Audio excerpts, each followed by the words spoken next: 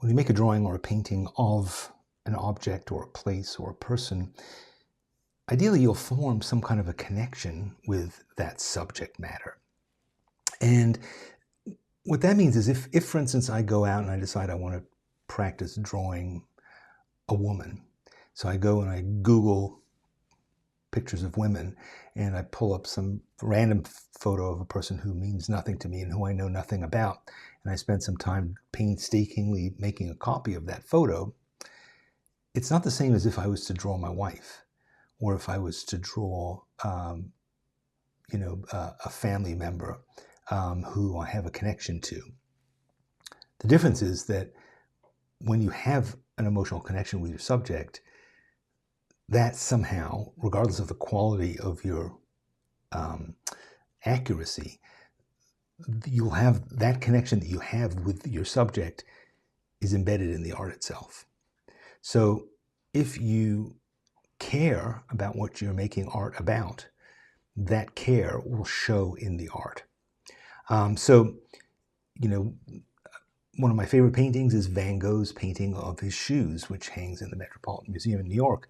And what I love about this painting is it's a subject matter that most artists would never make a painting of. But you look at that pair of shoes and you say, he had a deep relationship with those shoes. They're beaten up. He obviously wore them a lot. They're kind of sad. You feel like they're a little pathetic. You feel sort of his affection for them, his comfort in them.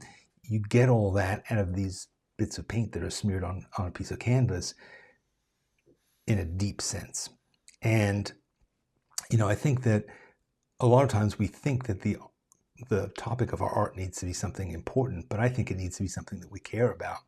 A lot of times I've done a drawing of, say, a street corner in New York where I lived for a long time, and I would look back at that drawing years later perhaps, and I would remember very vividly that moment that I was there because I had a relationship with that street corner.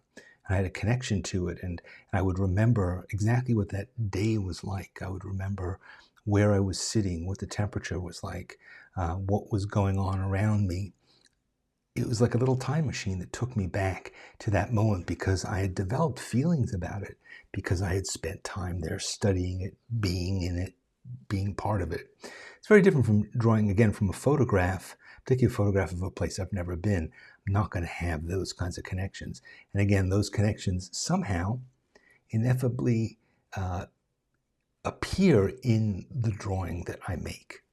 And I like to think that other people looking at that drawing get a sense of that too, just like I do about Van Gogh's shoes. You don't have to be the artist. You don't have to even know the topic. But if there's true, authentic feeling embedded in the process of making that art, it will come out. And it's a very mysterious process, but it is a very powerful one, and one that I'm absolutely sure happens if you are authentic, real, and present in the moment.